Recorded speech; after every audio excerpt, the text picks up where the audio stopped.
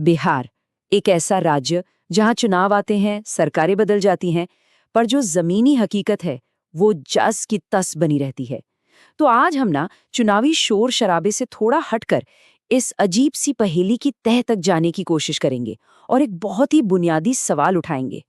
यही यही वो सवाल है जो बिहार की पूरी कहानी को एक लाइन में बयां कर देता है। देखिए, एक तरफ तो राजनीतिक बदलाव का खूब शोर होता है, लेकिन दूसरी तरफ लोगों की जिंदगी में जो तरक्की है वो जैसे ठहर सी गई है। इसी खाई को समझना आज हमारे इस विश्लेषण का मकसद है। चलिए अब जरा आंकड़ों की जुबानी इस कहानी को सुनते हैं, क्योंकि स्रोत के मुताबिक बिहार की जो हालत है वो सिर्फ एक राजनीतिक मुद्दा नहीं है, बल्कि एक गहरा मानवीय संकट है। और इसके जो सबूत हैं वो सच में चौंकाने वाले हैं। शुरुआत करते हैं शिक्षा से। बिहार की जो साक्षरता दर है वो राष्ट्रीय औसत से तो करीब करीब 10% कम है ही, लेकिन जब हम इसकी तुलना देश के सबसे आगे वाले राज्यों से करते हैं तो ये फासला और भी बड़ा और गहरा नजर आता है। और बात जब हायर एजुकेशन की आती है तो तस्वीर और भी ज्यादा चिंताजनक हो जाती है। ये जो 15% का आंकड़ा है, ये ग्रॉस एनरोलमेंट रेशियो है। इसका सीधा सा मतलब ये है कि राज्य के बहुत ही कम युवाओं को, मतलब बहुत कम नौजवानों को स्कूल की बेसिक पढ़ाई से आगे जाने का मौका मिल पा रहा है। और ये आने वाले भविष्य के अवसरों पर एक बहुत बड़ा सवाल खड़ा करता है। अब बात करते हैं आमदनी की, यानी कमाई की। बिहार में एक औसत इंसान साल में करीब 54,000 रुपए कमाता है, जबकि पूरे देश का औसत है 1,72,000 रुपए, मतलब 1/3 से भी कम। जरा सोचिए, इस इतने बड़े अंतर का रोजमर्रा की जिंदगी पर क्या असर पड़ता होगा। और ये तो बस शुरुआत है। कुपोषण से जूझते बच्चे, डॉक्टरों की भारी कमी और हर साल काम की तलाश में घर छोड़ने वाले लाखों युवा, ये सब मिलकर एक ऐसी तस्वीर बनाते हैं जिसे सिर्फ पिछड़ापन कहना काफी नहीं होगा। ये सच में एक मानवीय संकट है। तो सवाल ये उठता है कि भाई, अगर जमीनी हकीकत इतनी ज्यादा गंभीर है तो फिर चुनावों में बात किस पर होती है? लोगों के वोट आखिर किन मुद्दों पर पड़ते हैं? और यहीं पर हमें सबसे बड़ा विरोधाभास देखने को मिलता है।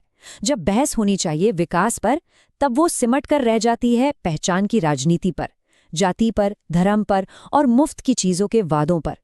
शिक्षा, स्वास्थ्य और रोजगार जैसे जो असल मुद्दे हैं वो इस चुनावी शोर में कहीं गुम हो जाते हैं। और यहीं पर स्रोत एक बहुत ही चुभने वाला तर्क सामने रखता है कि समस्या शायद नेताओं में उतनी नहीं है जितनी कि वोटर्स की चेतना में है, कि असली जड़ तो एक ऐसी आबादी है जिसका ध्यान उसके अपने ही असल मुद्दों से भटका दिया गया है। ये विडंबना और भी गहरी तब हो जाती है जब हम इतिहास को देखते हैं। बिहार, जो कभी नालंदा और विक्रमशिला के साथ ज्ञान का एक ग्लोबल सेंटर था, आज इस हाल में क्यों है? स्रोत के अनुसार इसका जवाब ज्ञान की इसी विरासत के गलत इस्तेमाल में छिपा है। स्रोत ज्ञान की एक बहुत ही पावरफुल परिभाषा देता है कि ज्ञान सिर्फ जानकारी इकट्ठा करना नहीं है, बल्कि एक प्रोसेस है अंदरूनी बदलाव का और खुद को सुधारने का। स्रोत एक बहुत सरल लेकिन गहरा उदाहरण पेश करता है। सोचिए कि ज्ञान एक आरी की तरह है। इसका काम है काटना, पुरानी और नुकसानदायक मान्यताओं की झाड़ियों को काटना, ताकि नई सोच के लिए रास्ता बन सके। इसका मकसद इकट्ठा करना नहीं है, बल्कि काटना है। ये एक एक्टिव फोर्स है। लेकिन बिहार के इस विरोधाभास में ज्ञान की इसी विरासत को एक ढाल की तरह इस्तेमाल किया गया है। इसका इस्तेमाल उन पुरानी मान्यताओं को बचाने के लिए हो रहा है जो राज्य को पीछे खींच रही हैं। मतलब, ज्ञान का इस्तेमाल प्रगति करने के लिए नहीं, बल्कि उसे रोकने के लिए किया जा रहा है। तो फिर इसका रास्ता क्या है? हल क्या है? स्रोत किसी पारंपरिक राजनीतिक समाधान की बात नहीं करता, बल्कि एक कहीं ज्यादा बुनियादी और चुनौतीपूर्ण रास्ते की तरफ इशारा करता है। स्रोत का तर्क बहुत सीधा है। असली बदलाव बाहर से नहीं, अंदर से शुरू होता है। ये व्यक्तिगत चेतना और हमारे वैल्यूज सिस्टम से शुरू होता है। जब लोग खुद बदलेंगे, जब उनकी प्राथमिकताएं बदलेंगी, तो राजनीति को भी बदलना ही पड़ेगा। और स्रोत का जो अंतिम नुस्खा है, जो इस पूरे तर्क का निचोड़ है, वो ये है कि बिहार को एक और राजनेता की नहीं, बल्कि किसी ऐसे व्यक्ति की जरूरत है जो लोगों को फिर से ये सिखा सके कि असल में क्या चीज मायने रखती है। हम आपको इसी सवाल के साथ छोड़े जाते हैं। अगर हमारी बाहरी दुनिया हमारी भीतरी दुनिया का ही एक अक्स है, तो असली बदलाव की शुरुआत कहाँ से होनी चाहिए? ये सवाल सिर्फ बिहार का नहीं है, हम सबका है। हमारे साथ जुड़ने के लिए धन्यवाद।